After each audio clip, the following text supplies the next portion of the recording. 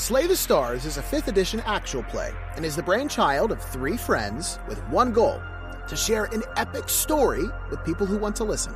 Content warning, we do curse a bit, so if you're a child or that's not your thing, this might not be for you. We play by the rules, but we are not afraid to stretch them a bit for the sake of fun. And bad calls happen, and when they do, let's talk about it. Reach out on social media and start some discourse. We would love to hear from you, but please leave the negativity at the door. We want to form a community that's based in positivity and mutual enjoyment of this hobby that we all love. Now, let's begin our story.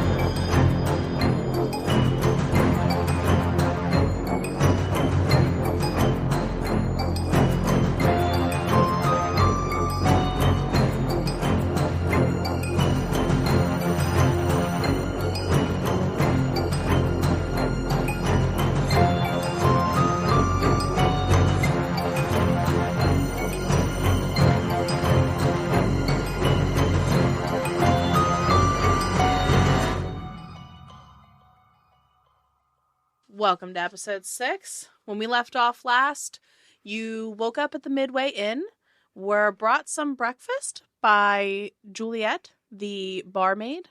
A little confusing, she didn't call you by your name. And then you realized it was because there were 3 people who had arrived at the tavern, and they were looking for you, and she was trying to warn you, but you wouldn't let her in the room. It's fine. It's fine. Look, man, I'm sorry, okay? But you escaped out a window, stole some horses because you couldn't take your cart because wheel was busted, horse was gone, something about Char breaking and entering. You fled on the horses, off-roading a little bit, did some bushwhacking through the sparse but still there vegetation and trees. You ended up meeting a young child named Aaron who was running a roadside vegetable booth, and my knight. Yeah. He became a knight of Zem's future round table. Wait, is that trademarked? Triangular table. And what do we call him? We called him the Knight of the Garden. The Court of the Roses. Or it was Realm of Gardens. The realm, yeah. The Realm of Gardens, yes. And poor son of a bitch. No. You told him not to mention that you had come through. You headed on down the road, eventually made camp. Char, you had a little bit of a conversation with your patron, Amara, and you headed back. That is where we're picking up, right before bed. So, Zem, is there anything you wanted to accomplish before sleep? I would like to play with the tarot deck a little bit. So I'm trying to get over my creeped out factor with the fact that it looks just like us. So I would like to see if I can I don't know, like get a reading or something from there. Okay. How are you going to, is there like are you doing like a typical setup where you draw like 3 cards, like past, present, future? Are you just like thinking about what's coming and drawing a card to sort of get like a portent from it? Like, how do you plan to do this? I'm going to draw a 4-card spread. So I'm, after having the conversation with Char about first, like previously knowing that the symbols on the pendulum say past, present, future, and then the most recent conversation with him revealing that it's probably a name, I'm going to take that 4 as a symmetry, and I'm going to do like past, present, future, and then other, because we still don't know a name for that 4th card. So that's what they're going to represent: past, present, future, other. Okay. So roll for me a percentile dice.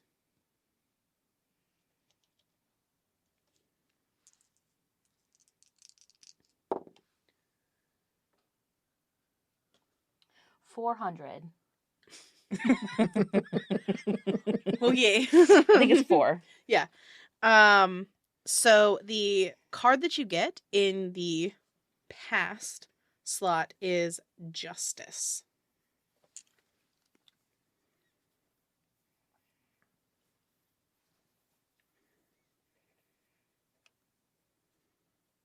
Okay. Go ahead and roll again. Oh my god.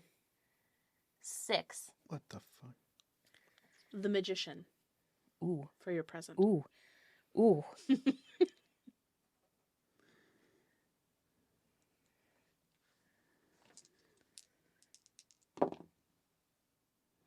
I almost freaked out. 93.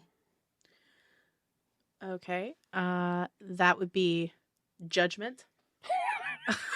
Damn it.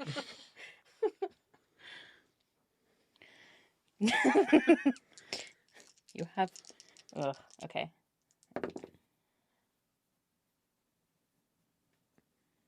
27. Okay, and that would be the Hierophant. That is creepily fitting. All right. Damn it, dice. What the hell? So, when you get a reading like this, Zem,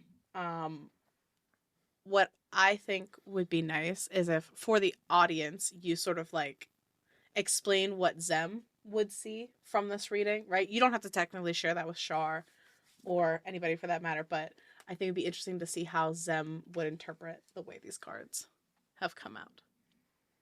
The first card represents the past, and I pulled the Justice card. The second represents the present, and I pulled the Magician. The third card is the future card. This is Judgment reversed. The last card, Other. This is the Hierophant reversed. Looking at these together, what I'm getting from this, a decision was made, a path was set, a gift was given. Resourcefulness and skill used in the right way will balance the scales. But this is a warning. A time of resurrection is near. Poor logic and self-doubt could lead to ruin. Seek counsel, but be wary of those who would abuse their position. Heed the wise words of trusted friends when making decisions. I cannot wait for you to learn so many things. Oh my gosh. Char, you come back, you start the fire. The two of you sit down, eat some food. It's a little quiet as you both have a lot on your mind. And eventually, it is time to go to sleep. Taking watches, setting an alarm. What's the plan? I'm going to set an alarm, but considering what Aaron? my knight told us, I think that we might want to take a watch as well. Like, Okay. I'll take first watch, I guess. You eat something for dinner, head to sleep. Char, you take your first watch. And as the light dims in the sky, you do hear around you those sounds of crickets, small creatures starting to head home, head in for the night. The birds are being exchanged for bats flying around, things like that. But things are fairly calm. I'd like for you to roll me a perception check. 26. Char, you hear animals larger moving around near you, but with your extended dark vision and being on pretty high alert, you're able to see, it's probably a deer, it's just a raccoon, things like that. You don't hear any signs of wolves or bears or any other large predators. You do, however, hear the sound of horses coming down the road. It's kind of far off and you're off the road, so it's very faint. But you hear... Now, are they going past or are they stopping, like slowing to where we are? It doesn't seem... there. You can't see them yet. You just hear them, and it sounds like a steady... they're still moving. So they're coming through the woods? They're not staying on the road? No, they're on the road. Okay. I am going to creep in the tree line if I can to try to see if I can see anything. Because as of right now, you said I could just hear them. Yeah. All right. Roll me a stealth. 15.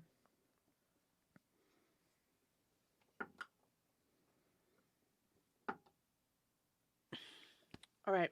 Char, you sneak stealthily through the woods and kind of creep up towards the edge of the foliage line.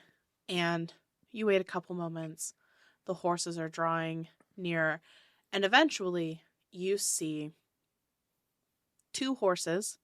You see the large black stallion as well as the bard's horse coming down the road. And you see that the 2 guards are riding the bard's horse. And Adhara is riding. You're not supposed to laugh at it. It's funny, though. It is funny. And you see her riding her horse, and she is in the front. They are in the back. They're not speaking. They seem to be on alert, looking around for signs of you, probably. And eventually you hear one of the guards say, Miss, we can't really see anything. They're both human. Do you think maybe we could stop for the night? And you hear her, you are all worthless. Fine. And she starts to veer off the side of the road to try to find a place to stop. Yeah, I'm immediately going to kind of rush back and make sure the fire is put out, if that's the case. Okay. You sneak back. We'll use the same roll. You head into your camp and you immediately start snuffing your fire. It wasn't very large to begin with. What's your next move? Zem. They're near us. What? They are near us. They're here. They who? What?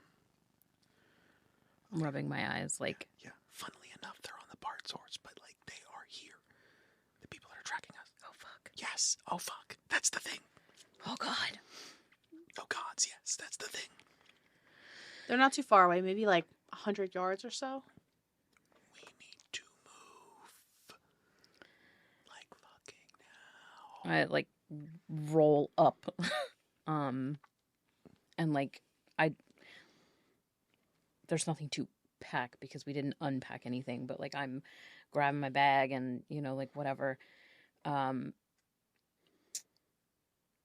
Before I forget, you have advantage on your initiative roll still, because I have not reset that, and if I do have to reset it, I'm doing it right now. Okay. So we can what do you want to do about the horses? I don't know. I'm also going to give you dark vision out to 300 feet for an hour, I think, just in case. Before I forget, I want to make sure that I can do that. Eyes of the night, once per long rest. Yep, an hour. You can see 300 feet. Okay. I want to see if we can walk the horses with them being silent. If they like the first sign of a noise, I'm just gonna say like we gotta cut our losses. Okay. Roll an animal handling check. One for each of us, or Uh, because I'll give myself guidance on this, because Yes. especially the way that went last time, getting kicked in the face, yes. nose, eye thing. 16.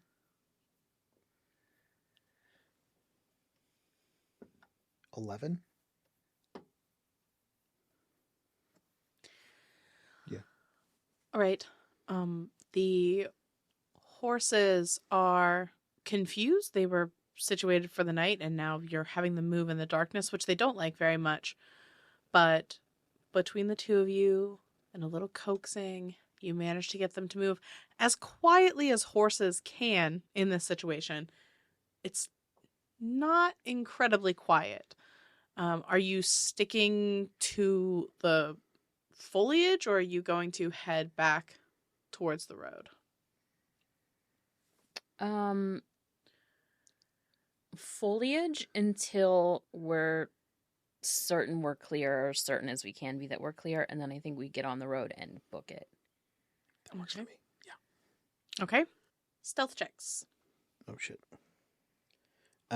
You are getting guidance, by the way. Disadvantage stealth checks because you have horses. Goodbye. I'm actually going to minor illusion wind. Like start gentle and then kind of pick up a bit. Are you okay? You all right? Natural 10.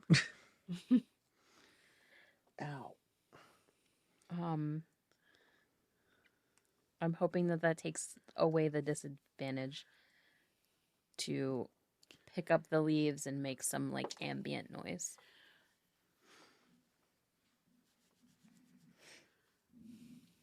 Ow.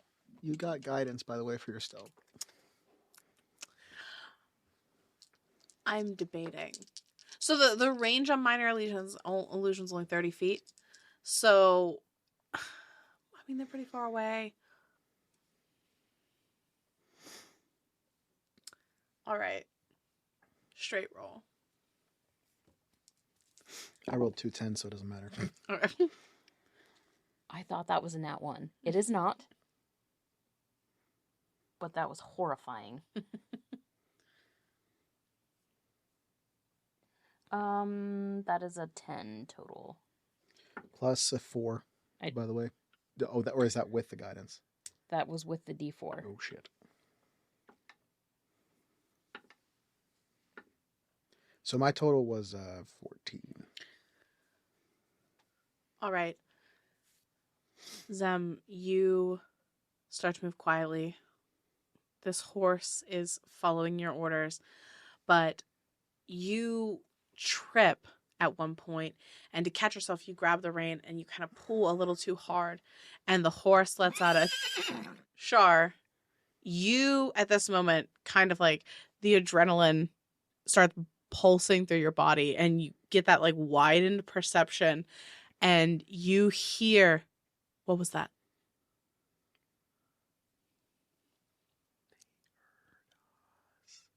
They heard us. Okay. So I'm going to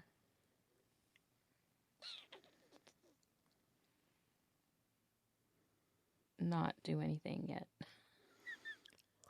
Let's just keep walking. Just keep going. Okay.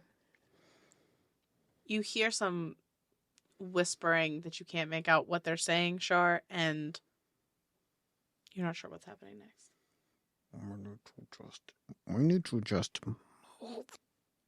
Yeah, okay. So yeah, let's keep moving.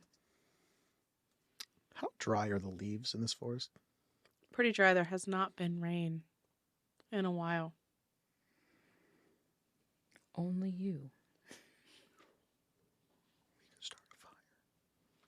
How do you want me to do that? You don't need to do it.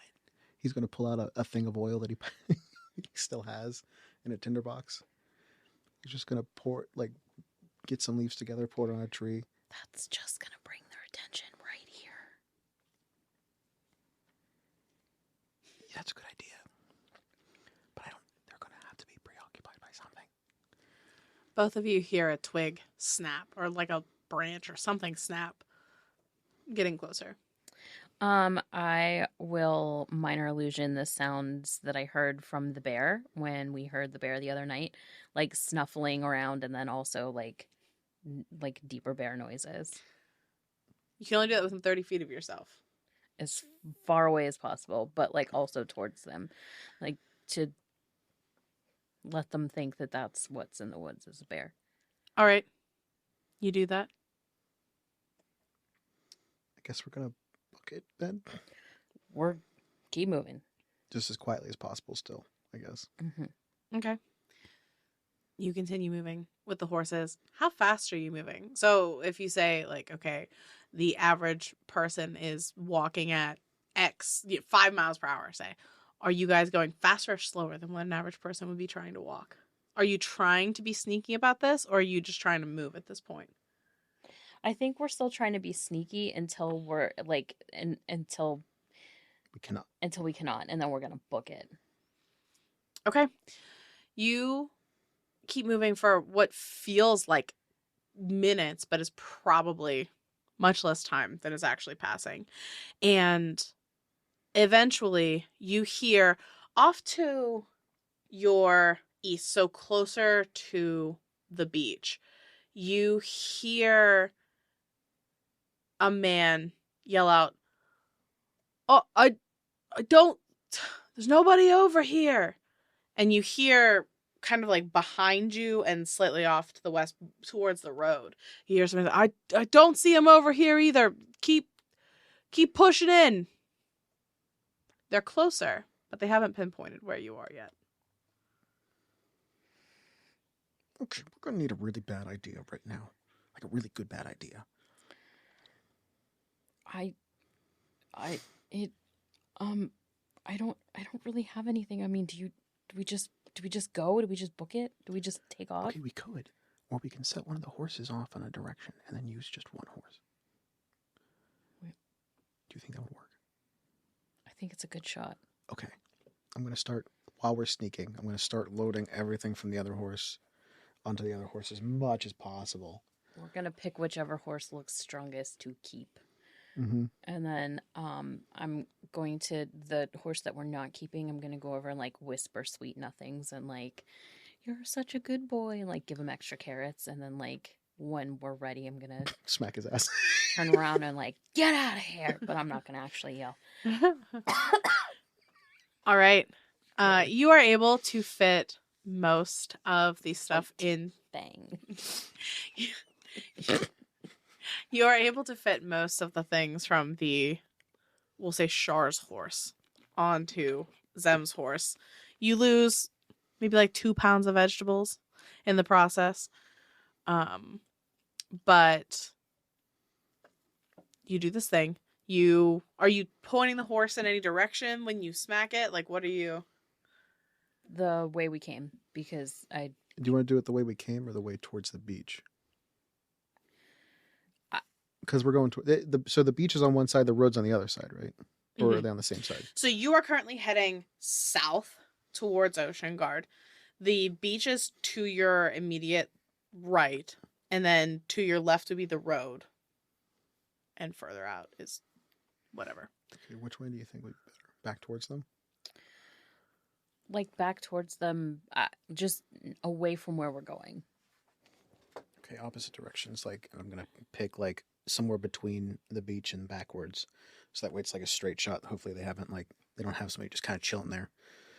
And then I'll have you get on the horse first, because I can keep up for a minute if I need to. Okay. And then plan enactment in 3, 2, slap ass. All right, Zem, you look at this horse that's grown to trust you and love you. God damn it. Why did you do that? How dare you? looking at you with nothing but love in its eyes. Now you turn the horse. I put a carrot in Smack its it. mouth like a cigar. Get out of here, kid. And the horse does exactly what you think it's going to do. You slap it, it rears back, and it takes off running. And you start hearing the men to either side of you start screaming and hopefully, you think, running off in the direction of the horse that is stampeding. You hop onto the horse, Zem, Char. You are also hopping onto the horse. Yeah, if I need to. So I'm going to try to hop on the horse and we're going to gallop, but I figure we wait a second and then try to give them a chance to go after the other horse. Yeah. Okay. You do that. Zem, roll me an animal handling check to keep this horse calm when the other one takes off. 13. Don't forget your portents. I'm aware. You manage to keep the horse calm. It starts pulling in the direction of its friend, but you're kind of reining it in, holding it there. But this horse is ready to bolt in that direction. You hop on, Char. You also hop onto the back. You manage to keep the horse the way you're trying to go, though, through the woods. It's still not fast going because you are trying to go through bushes and small trees and shrubs, things like that. Uneven ground. Yeah, this entire trip, though, if I'm not worried about falling off the horse, 100% just using guidance the entire way. Just holding, oh shit, oh shit, oh shit, oh shit, help us! Yes. So you stay in the tree line for how long?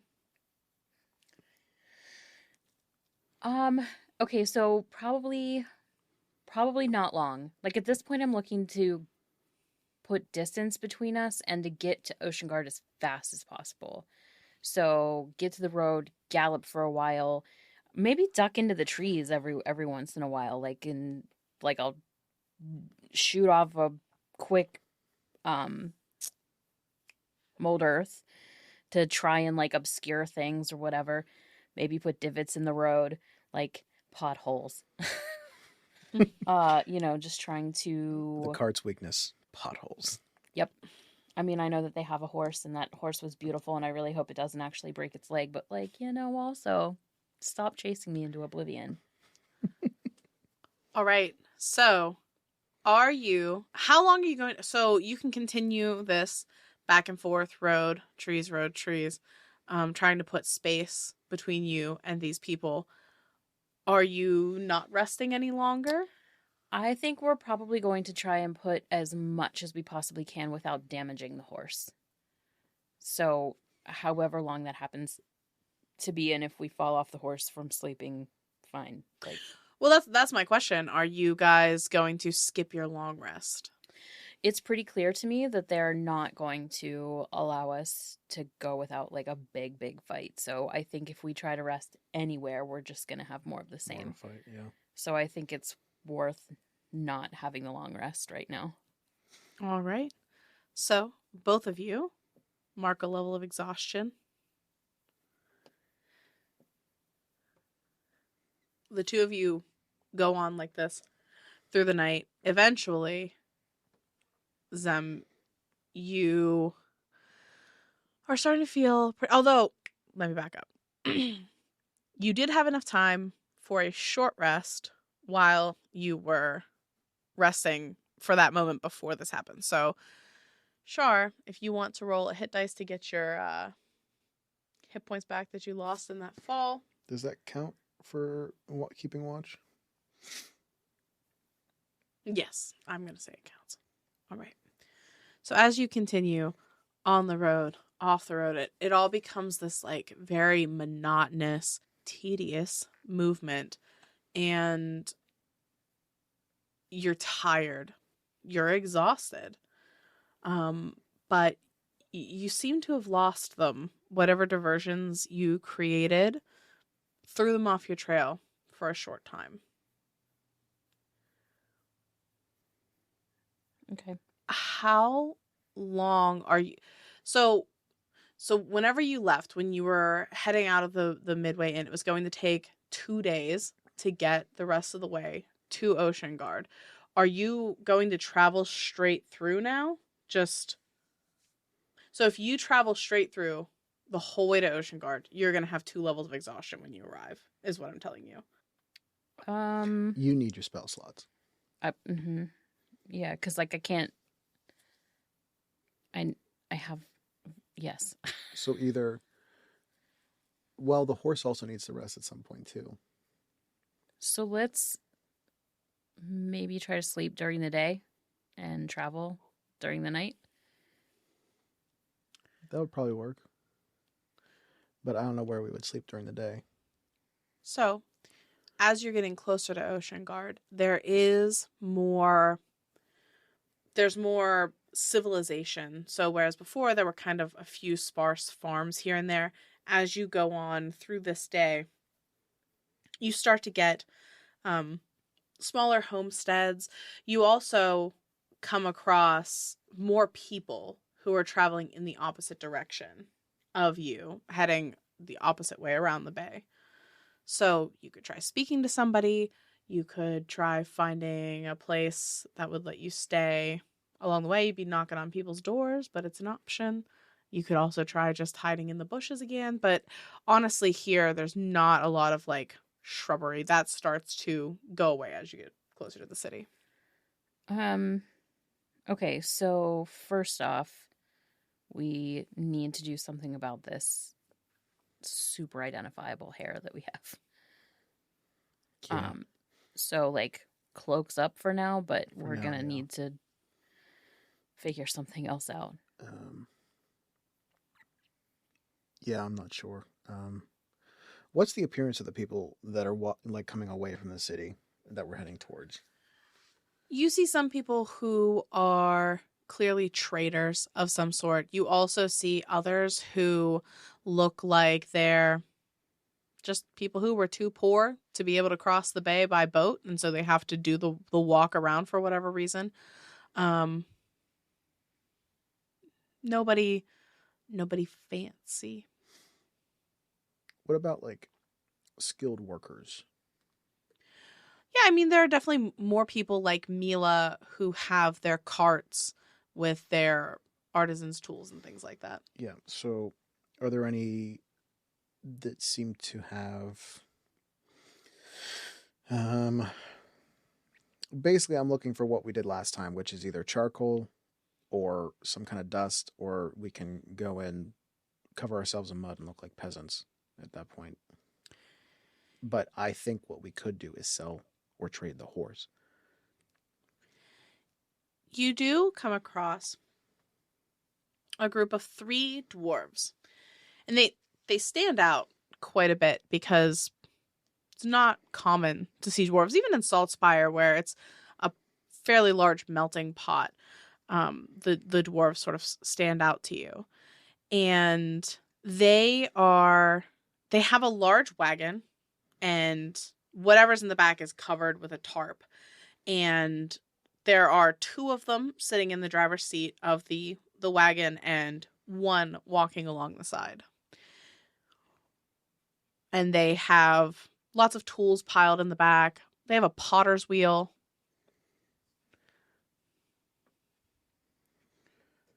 Sam, I can't do the talking. You know how bad I am at talking.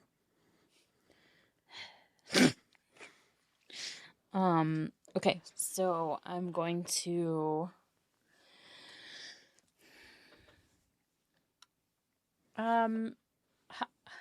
hi. The dwarf who is walking alongside the cart kind of looks at you a little confused. Hi? Is that a potter's wheel? It is. It's really nice. Do you make pottery?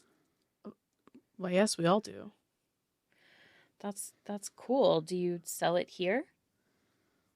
I mean, we sell our wares everywhere. We actually, we own a stall in Saltspire. Well, that's cool. Do you have any with you now?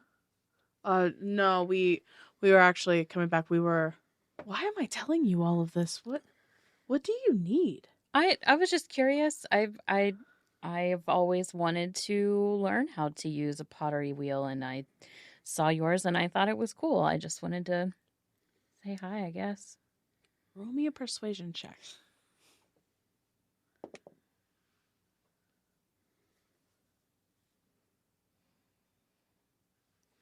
Dirty 20. Damn.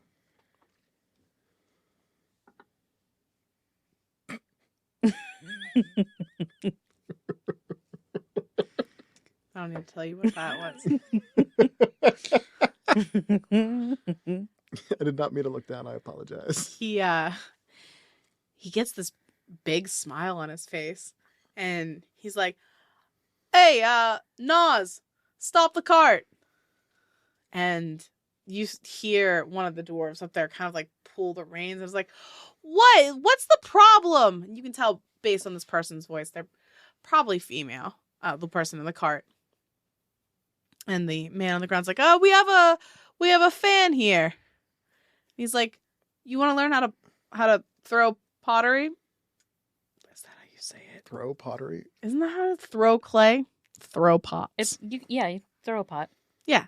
You want to learn how to throw pots? I would love to. All right.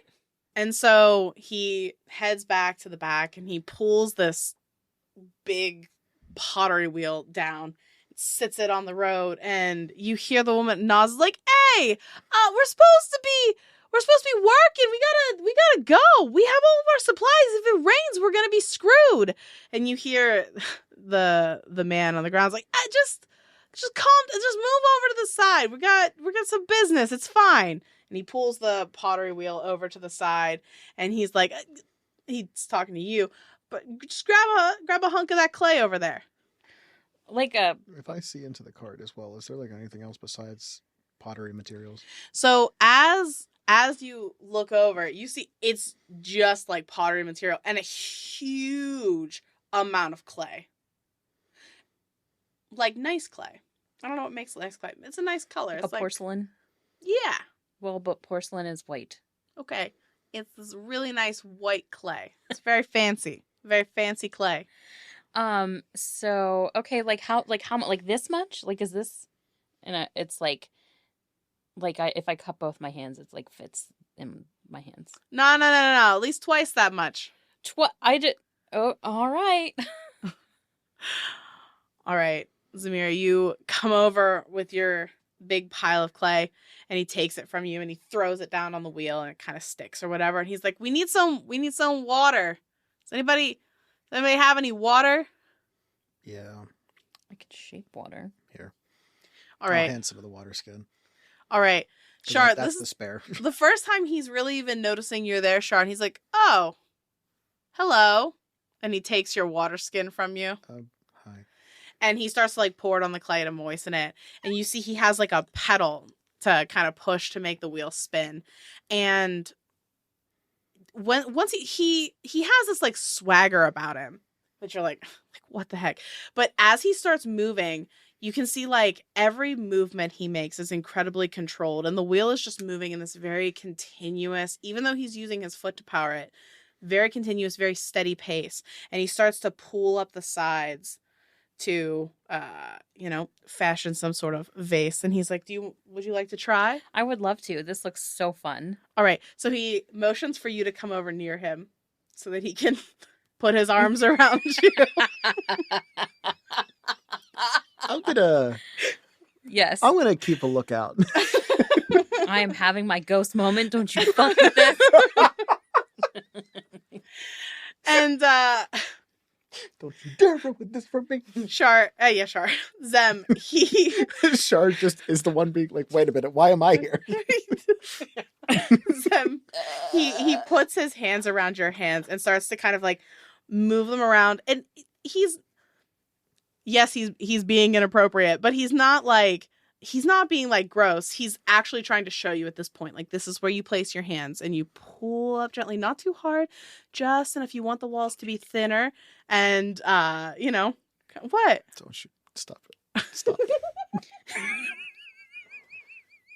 I was fine, and So then that's how I you saw pull him. it? Oh. Uh-huh. Yeah. And so some time goes by, and eventually he helps you shape this tall, thin, cylindrical vase, and he puts like a small spout at the top. And then he takes this piece of clay that he had on the side that was extra. And you guys together form a little handle that you put on a little curvy handle. And he's like, see? Can double as both a water pitcher and a vase. Oh my God. This is the coolest thing ever. And like at first I was 100% doing this like as a need to like be a part of another group and find some sort of like way to mask who we are. But now I'm into it. I'm into it. All You right. gotta go over to like the other dwarves and be like, so you guys sell the clay like by itself or No, when you go over, Nas, the female dwarf, is like, no, we're potters. We make different pieces of pottery and sell them. We have like a very nice store in Saltspire. We were just on our way back from buying more supplies at home. So like is it a lot per like? And I'm gonna look and try to explain like brick of clay. I mean, it's pretty expensive if you're not a dwarf, but you know. Oh, really? We got the inn. Okay. So is there a place in town that you pick it up? Oh no, we had to travel out to Morbale. Morbale. Wow. Yeah, we make the trip a couple times a year, see family, stock up on supplies, you know. That's nice. So is it like you guys get a good turnover then, running out to Morbale and back? Oh yeah, I mean, we're not hard up for money, if you know what I mean. I understand. Not currently, but I understand. She, on the other hand. You see Nas sort of like glances over at what's going on with Zem and her friend. And Nas is like, fucking Jor, man. He's always doing this. I'm going to take a wild shot in the dark on the spelling on that one, but okay. Jor. Yes. I put an extra R. NOS. NOZ? NOZ. I'm sorry. Hell yeah. I was going to do the Z, and then I was like, That's the Z is too pretentious. Zamira. The man sitting next to Nas in the I can't. in the like next to her in the driver's seat is like, Nas, you just gotta calm down, you know? He's young, he's just, you know, you remember being young, don't you? And she's like, no. Like very serious, very stone faced. No. I'm sorry, you don't look very old. Thanks. These are my apprentices. This is San. That's his dumbass brother, Jor.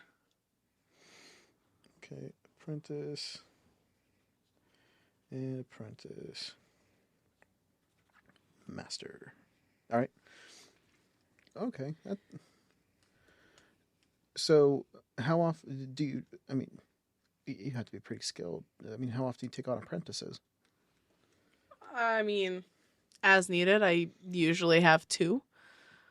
So when one of these morons leaves, I'll probably get another. When do they like go off by themselves? Do they pick out a town? Like what's the modus operandi here? I mean, you know, eventually they all want to try to make it on their own. They go off, open their own store, and I need to get myself an apprentice. So are you like the only one that goes between Saltspire and Oceanguard? No. We weren't in Oceanguard for business. We were in Morbale. We came down to Oceanguard afterwards just for like, you know, blow off a little steam, do a little gambling. We had some extra money, you know. Now we're heading back to Saltspire with our stuff. Okay. Now, keep in mind, I am 100% just trying to keep conversation going so that Zamira can have whatever shit is that she seems to be having. Yeah. She's like, and she yells back to you guys, Jor, we gotta move. It's gonna get late. I'm gonna look at you and like give a look of just like, you should get some clay. So like, what do you do with all this like water and like all this like watered down clay, and like what do you do with this? Oh, well, I mean, the water just kind of dries and there's little bits of clay and we can re-moisten them and use it later. Interesting.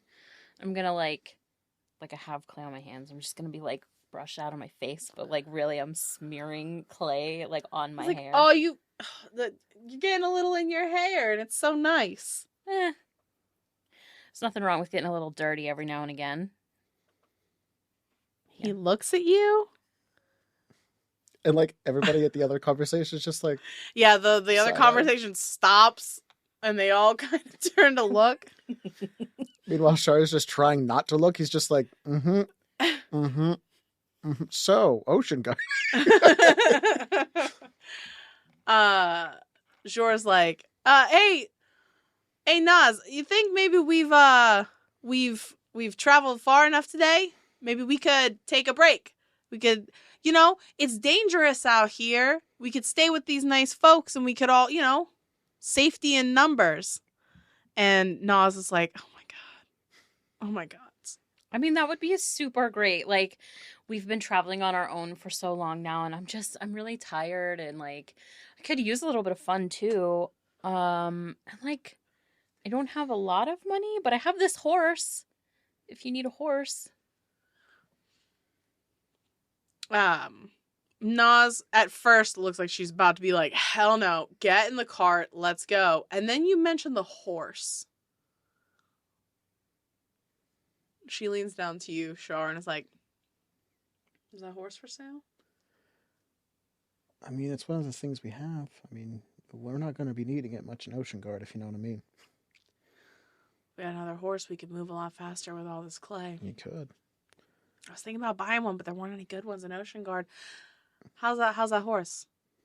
It's pretty solid. How old? Works well under pressure. How old is the horse? Do I have a guess? You have no freaking idea. It's a little past its youth, but it's still pretty sturdy. He said, not knowing. I like your honesty. I appreciate it. All right, fine. Come with us. Listen, you're going to have to go in the opposite direction a little bit till we find a spot. That's good. But, like, they're heading the opposite direction of you, so you're going to have to go with them a little ways to find a good spot to park. But if you guys want to camp with them. Is that what we're doing? Is that what you want to do? For now. Till we figure it out. Okay. All right. You guys head not too far down the road, and eventually you find like a large flat spot that other people have used to camp in the past.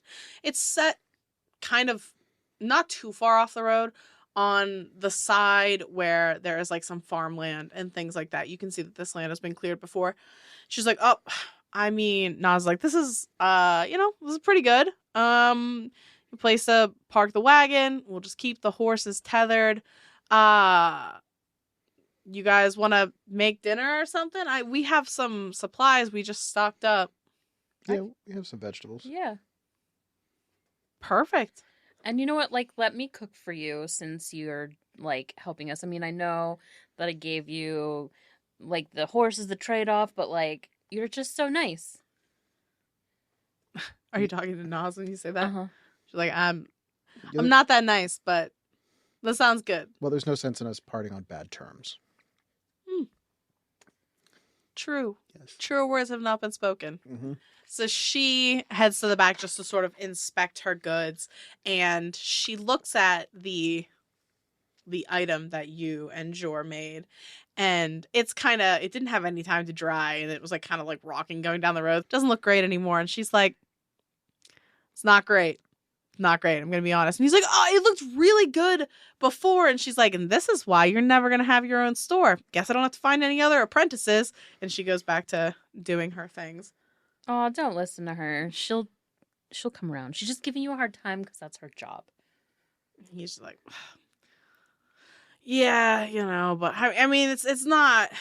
I was kind of distracted, so I mean, it's not. But I mean, like we were traveling. It was the road, not me. I'm gonna like grab the end of my braid and I'm gonna like twirl around my finger. Like, what were you distracted by?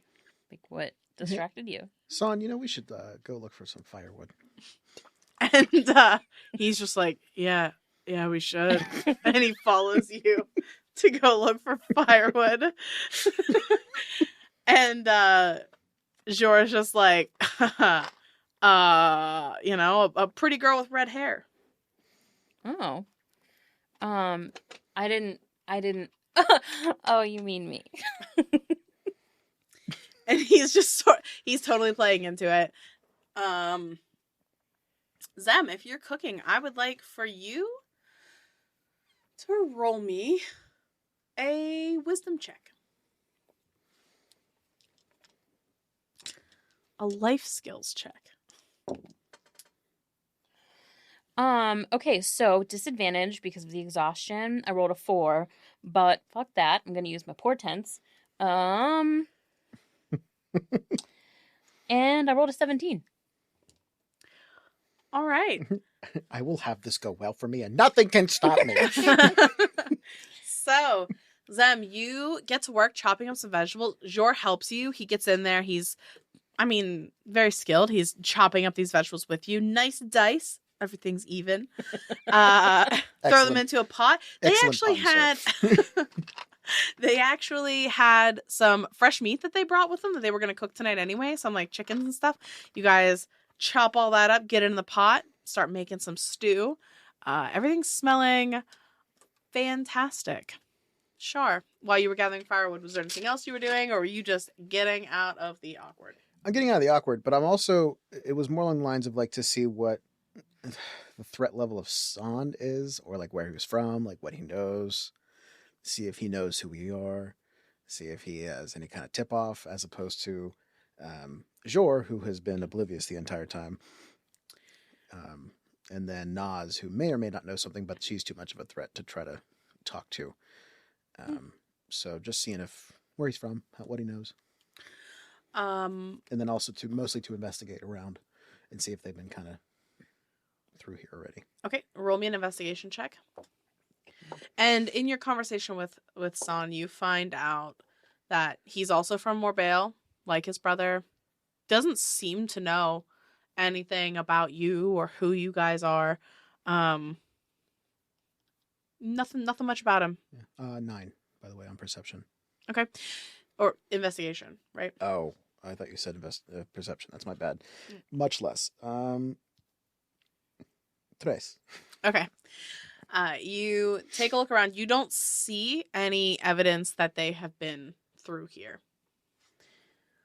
When you come back, Zem finishes cooking. Eventually, you all sit down to eat, and the food is spectacular. Like Michelin star level quality food. Excellent. So, like, you make the pottery. Do you also glaze the pottery? Like, do you put the designs on it and stuff? Yeah, we do. We have a large furnace in our shop where we can do stuff like that. Where, like, how do you put the color on there? Like, how do you dye it? We have a special glaze, sort of like paint for pots. But, we mix different crushed up things into the glaze to change it colors, Bits of rock, bits of beetles, flowers sometimes, Interesting. Like, do you have any? Nah, we left all those supplies at the shop. So where's the shop located? Just in case we can go see you sometime. Our store's actually in the Spice Fair. Oh. Okay. Well, we'll have to try to find it sometime. Under less traveling circumstances. Yeah. If you just, if you're looking for pottery in Saltspire, you go to the Spice Fair and you ask for Naz's shop. Everybody's going to point you to exactly where you need to go. So, in all this time, like, would either of us have noticed, really, do they have, like, weapons? Are they stereotypical dwarves? Like, do they look like they're good for a fight? Roll me a perception check.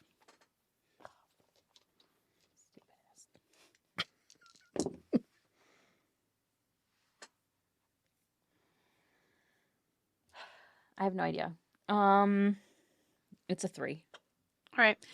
I mean, you kind of try to gauge them for weapons, and you can see that they have some like little hatchet type axes in their belts.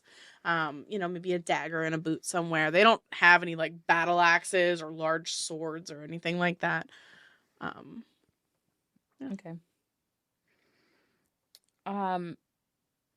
So based on my tarot reading earlier, I get the feeling that I should be honest with them. So because I can't, I just can't get the feeling that I can fully trust anyone besides Char at this point. I am going to veil it a little bit, but I'm going to, so this has been a really cool day, Jor. And I really appreciate you showing me the pottery, and like dinner was so good. But like there's kind of some people following us. They're like kind of after us, and we really don't know why. I'm a little afraid. Like what kind of people? Like dangerous people? Like this big scary like half orc woman and her like two goons. Meanwhile, Char's just like, what the fuck? That's it's a lot of information. I'm just an apprentice. I don't really know. Oh, like I don't need you to do anything. I just wanted you to know, like, because we're here. I appreciate your honesty. I could tell there was probably something going on, but I thought it was that guy following you around, making you feel uncomfortable. Oh no, he's like my brother. Oh, that makes sense because the red hair. Yes. Yeah. I mean, we'll just maybe we won't tell Nas because she'll freak out or whatever. But yeah, I kind of got that. Got that. Yeah, but I mean, it'll be all right. It'll be all right. You're a smart kid. You think we'll survive? Honestly. If you're going to Ocean Guard, you already got people following you. Chances aren't that good. I don't know. I think I'm scrappy. I think I'll figure it out. Listen, I hope so. You seem scrappy. Great cook. Thanks. I mean, if you were a dwarf, I'd marry you right now. Char trips over a twig. Oh, like, wow, thanks. Ugh. I don't know about that whole I am confused by the compliment. institution of marriage thing, but thanks. I'm just kidding. You don't have to be a dwarf. Dwarf. Well, I tell you what, why don't we all? He's raised voice. Why don't we all sit down for a minute? We can tell some stories. And you see Sand kind of perk up, and he's like, "Yeah, I mean, at least it's something." And he goes over and he sits down. And Nas, she tries to look annoyed, but secretly she enjoys the telling of the stories. And so she heads over and sits down as well. And Jor's like, "All right, what's your name, miss?" Oh, my name is, and I'm gonna look at Char, and it's, Charlotte. My name's Charlotte. I've been holding on to that since we met these dwarves. Charlotte. It's Charlotte. But I go by my full name. I don't go by Char. It's just... How the fuck are you the smart one in this campaign? Like, how are you the wizard?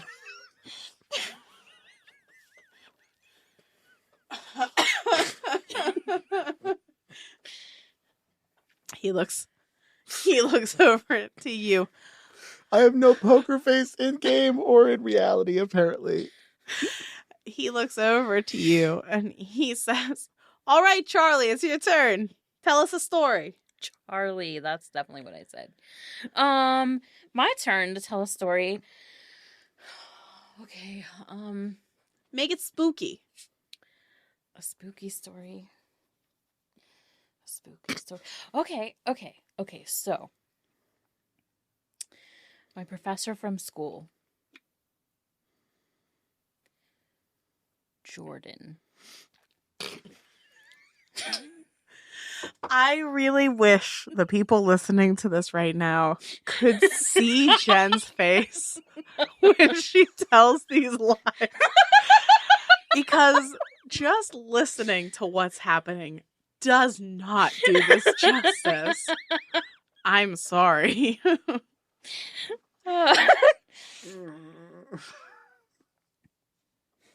Yeah, so we kind of had to take a break after that laughing fit. And by brief break, I mean probably the better part of a half hour. You know, go out, calm our nerves, take a walk, eat some pizza. Yeah, it was a pretty bad laughing fit. So we're going to come back here in about 5 seconds. You're going to hear a fire start to crackle behind me. Yeah, there it goes.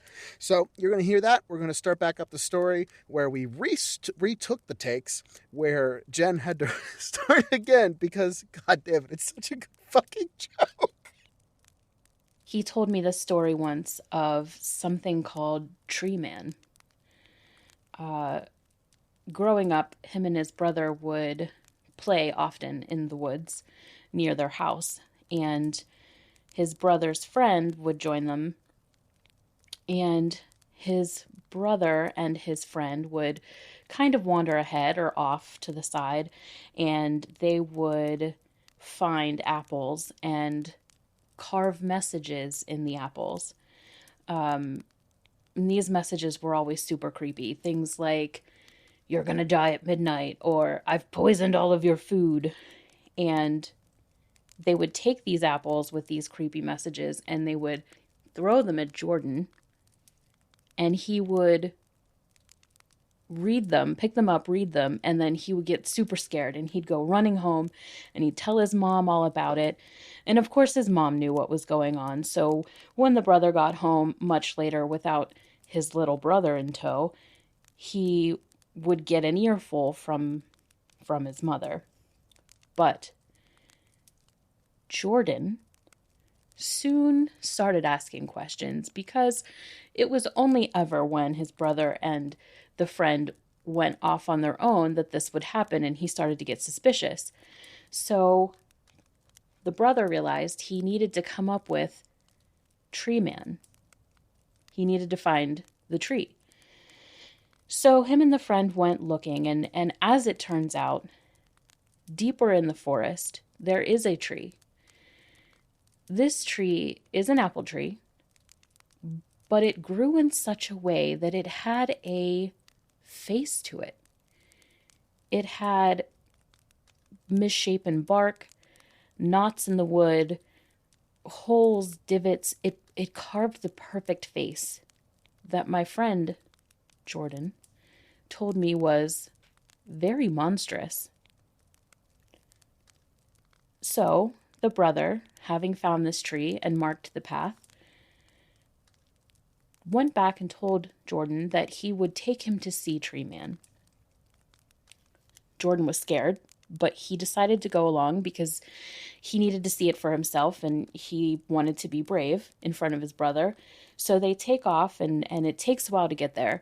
And by the time they get there, it's starting to get dusk out, and they come across this tree, only there's blood everywhere, all over the ground, splashed on the tree.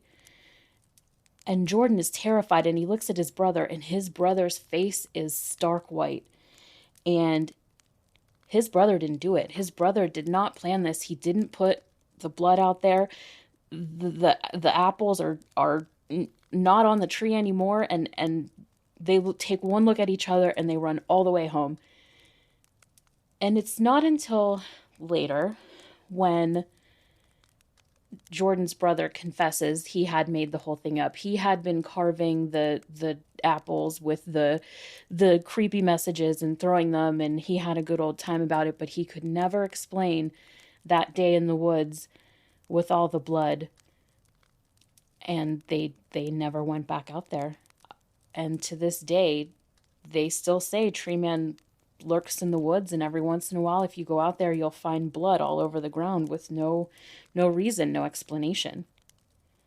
Where do you go to school at? In the city. Just Oh. this little school in the city. Oh, are you at Stellium?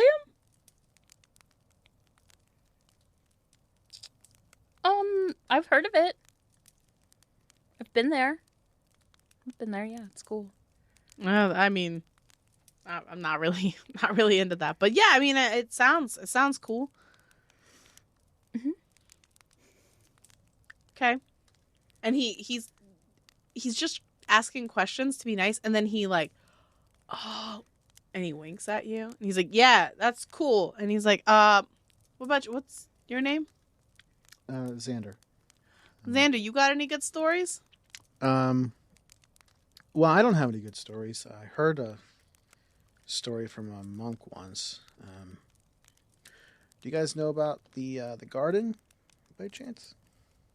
Yeah, we passed by it a couple times on the way to Morbeo. So, a monk from the garden used to stop by the place I worked when I was younger. One of the people used to talk shop about some carvings that would appear and how many more there were, or if there were any that left without any symbols. Honestly, it seemed like a bunch of nonsense, and I was focused on working. But one day they said something about the old room. Finally, I couldn't take it. I asked because I was pretty curious. The monk was surprised, but not deterred. He put a symbol, I was later told it was old Elvish, on a sliver of paper. I saw it, and it made no sense. It was so out of this world, alien to me. But like I've seen it before. I know that probably sounds like absolute nonsense, but I just felt like I knew it.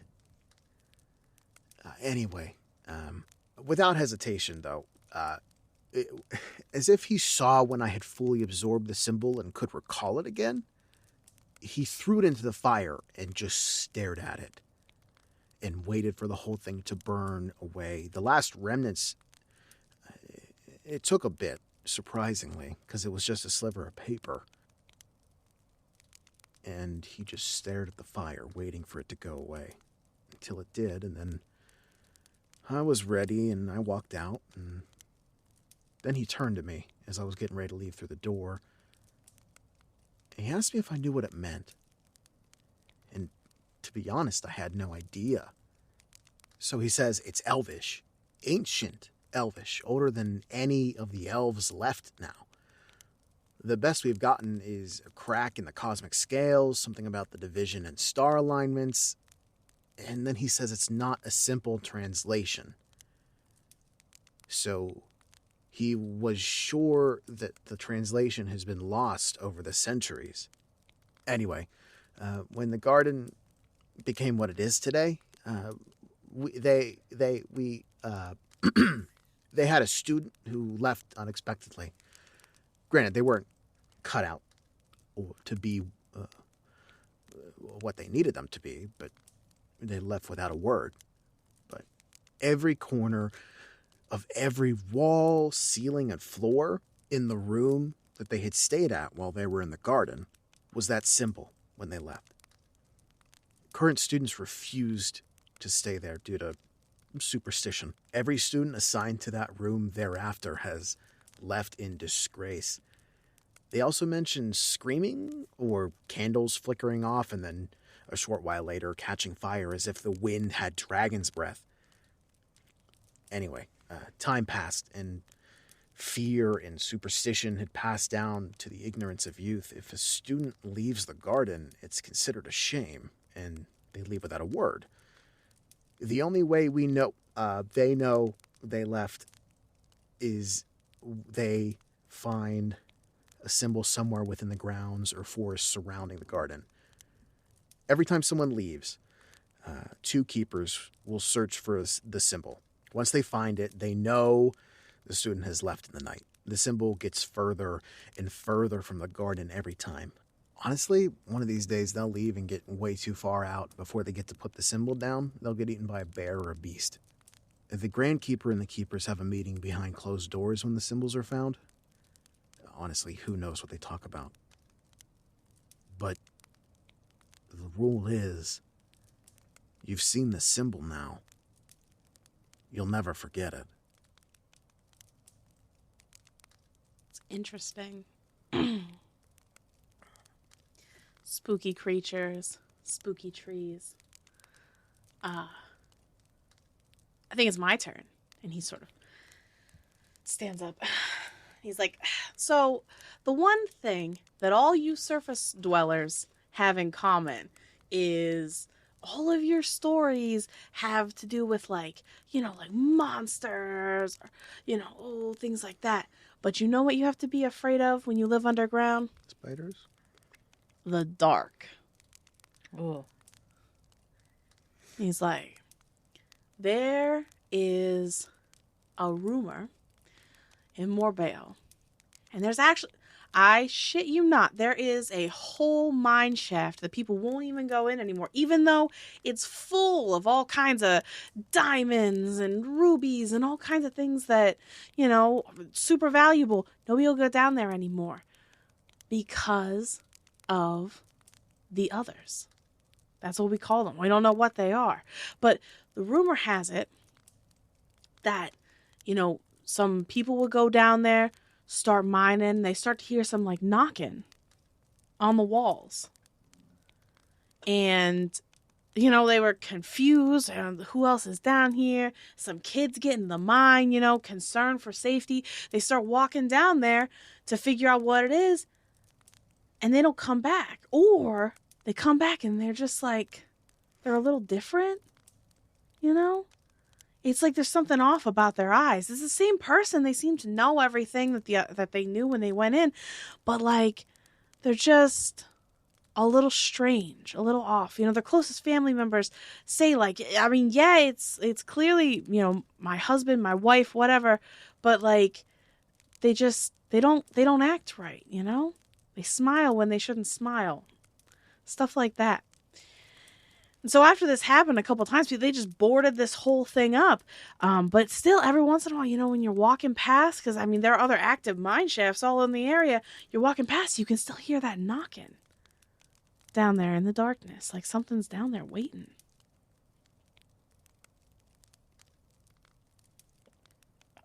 I'm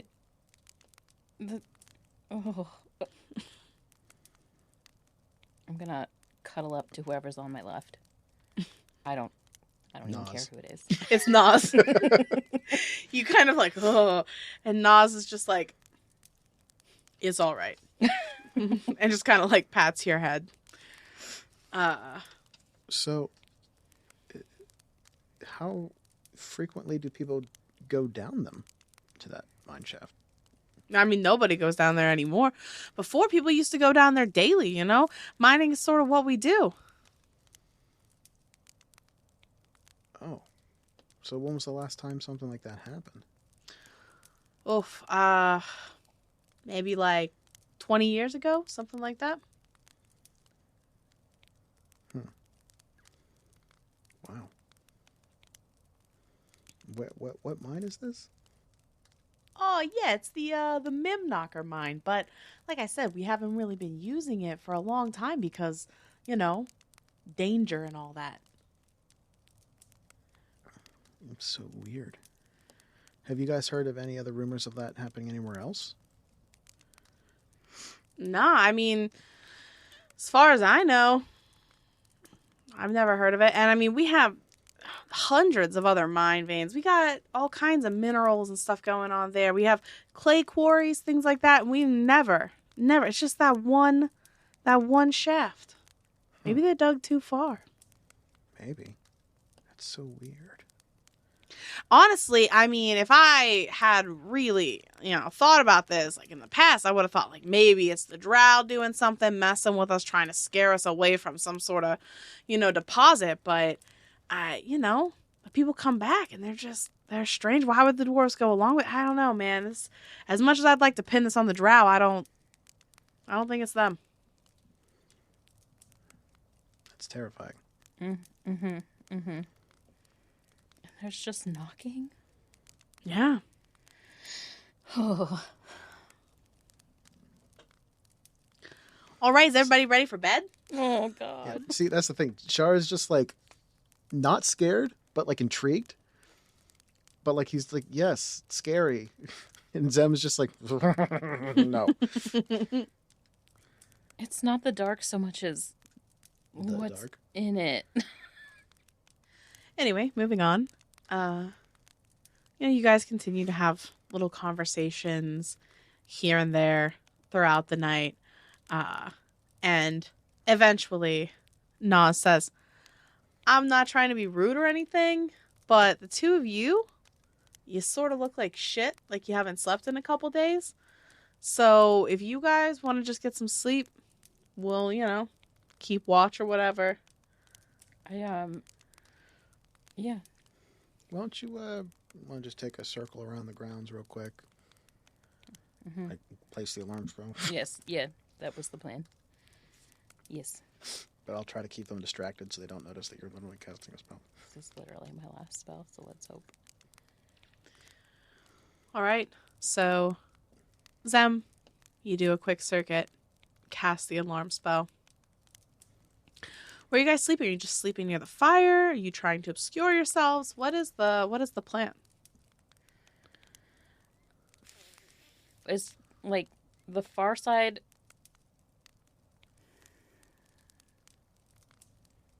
How far are we from the road?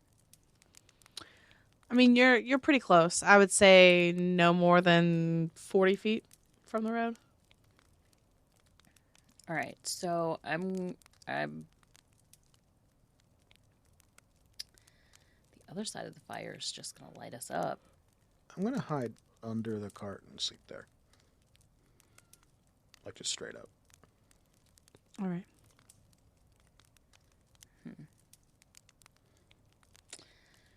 Sure. Nope, I'm gonna be by the fire. Okay. Zem, you go to lay down next to the fire, and Jor comes over to you, and he's like, "Hey, I'm not trying to be weird or anything, but and he has like a large blanket, and he's like, if you want to like use this to cover up, obscure yourself a bit, you can use this blanket that I have." That's awesome. Thank you. Yeah.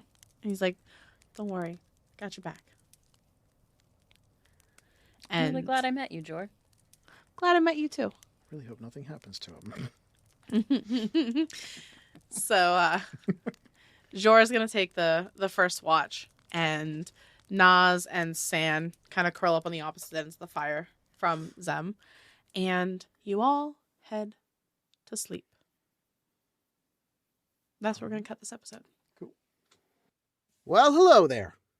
Thank you for listening to episode 6 of Slay the Stars.